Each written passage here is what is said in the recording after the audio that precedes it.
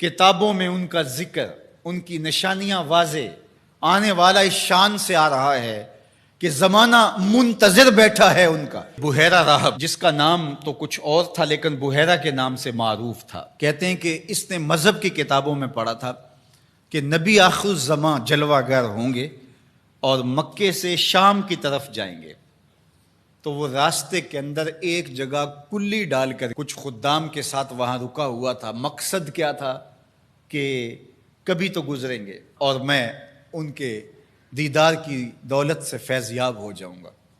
مذہب کی کتابوں میں ساری نشانیاں اس نے پڑھ رکھی تھیں۔ وظیفہ کیا کرتا ہے؟ یہاں بیٹھ کے صبح ہوتے ہی مکان کی چھت پہ چڑھ جاتا ہے، اپنی اس کٹیا کے اوپر چڑھ کر کے حجاز کی طرف آنے والے قافلوں کی راہیں تکتا ہے۔ قافلے گزر جاتے ہیں، شام کو پھر نیچے آ جاتا ہے، اگلے دن سویرے پھر یہی عمل شروع ہو جاتا ہے۔ شب ہجر کی سختیاں کوئی اس سے جا کے پوچھے، تیری راہ تکتے تکتے جسے صبح ہو گئی، مدتیں بیت گئی، ماہ و سال گزر گئے۔ ایک دن وہ اپنے مکان کی چھت پہ چڑھا ہی تھا تو ایک قافلہ دکھائی دیا۔ اس نے کیا منظر دیکھا کہ دائیں بائیں کے درخت سجدہ کناں ہیں۔ سمجھ گیا میرا مقصود آ گیا ہے، جس کے لیے انتظار کی گھاتیں تھیں، جس کے لیے منتظر رہا شب و روز، جس کے لیے راستے میں کلی ڈال کے بیٹھا ہوا تھا، وہ مقصود، وہ گوہر مراد آج نصیب ہونے والا ہے۔ تو جلدی سے نیچے اترتا ہے اور اپنے مصاحبوں سے کہتا ہے، جلدی جلدی اس قافلے والوں کا کھانا تیار کر دو۔ کہا کہ پہلے بھی قافلے گزرتے ہیں، یہاں رکتے بھی ہیں، آپ نے کسی کو پوچھا بھی نہیں ہے۔ کہا بس آج کسی کی طفیل ان کو کھانا دیا جا رہا ہے۔ یہ قافلہ جب قریب پہنچا اور انہوں نے پڑاؤ کیا، اس کی کٹیا کے قریب بہت بڑا ایک درخت تھا، وہاں رک گئے۔ تو اس نے میسج بھیجا کہ آج دوپہر کا کھانا تمہارا میرے ساتھ ہوگا، آج تم میرے مہمان ہو۔ یہ بہت خوش ہوئے کہ ہم پہلے بھی گزرتے تھے، یہاں رکتے بھی تھے، اس نے کبھی پوچھا بھی نہیں تھا، آج خاص پذیرائی ہے۔ کھانے کا وقت ہوا تو وہ آیا، اور جس طرح وہ لوگوں کے مجمع میں کسی کو ڈھونڈ رہا ہو۔ حضور علیہ السلام اونٹوں کے پاس تھے، 12 سال حضور علیہ السلام کی عمر تھی، تو آقا کریم وہاں تشریف فرما تھے اور یہ سارے یہاں کھانا کھانے درخت کے نیچے بیٹھے تھے۔ میرے والد گرامی، اللہ ان کی قبر پہ کروڑوں رحمتوں کا نزول فرمائے۔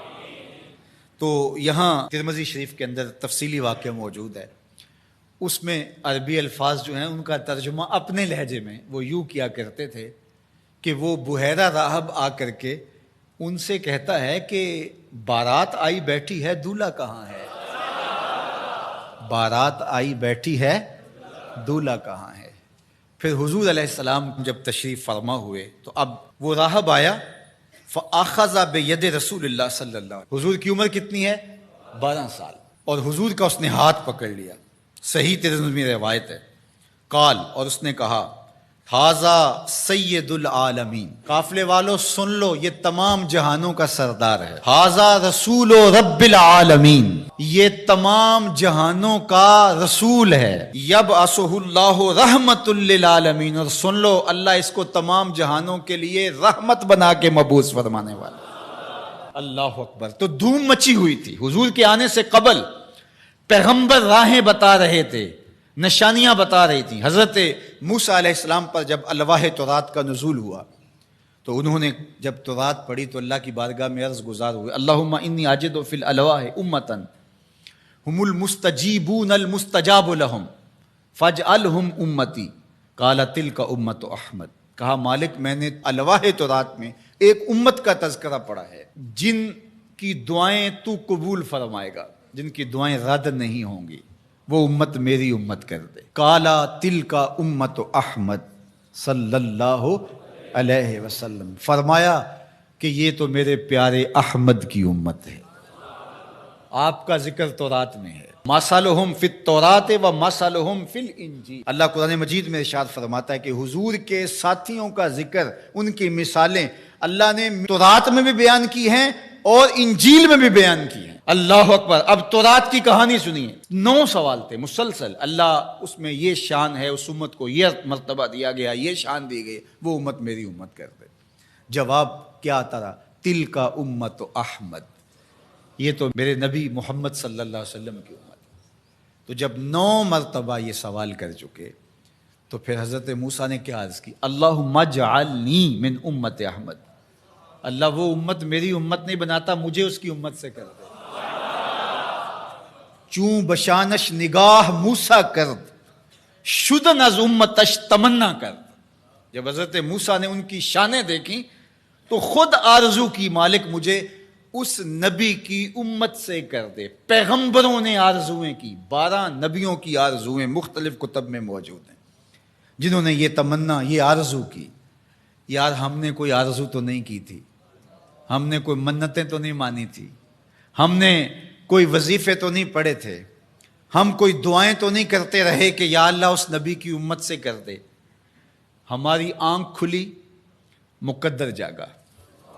ہمارے والد صاحب مسجد سے مولانا کو بلا لائے، اس نے کان میں آ کے کہا مبارک ہو تو حضور کا غلام بن کے آ رہا ہے، شاہوں سے ملا ہے نہ تونگر سے ملا ہے، اللہ کا عرفان اسی در سے ملا ہے۔ اوروں کو ملا ہے تو مقدر سے ملا ہے، مجھ کو تو مقدر بھی تیرے در سے ملا ہے۔ یہ میرے اور آپ کے بخت کے ہم حضور کی امتی۔ میرے والد گرامی جھوم کے پڑھا کرتے تھے، محمد جانے جانا ہے، پیغمبر ہو تو ایسا ہو۔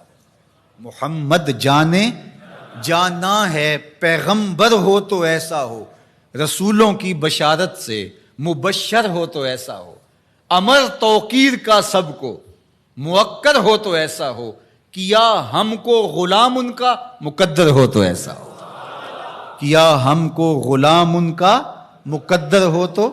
میری خوش قسمتی میں تیرا امتی، بری نازم کے ہستم امتے تو گناہ گارم و لیکن خوش نصیبم۔ میں اس بات پہ ناز کرتا ہوں کہ حضور میں آپ کا امتی ہوں، گناہ گار ہوں لیکن خوش نصیب ہوں۔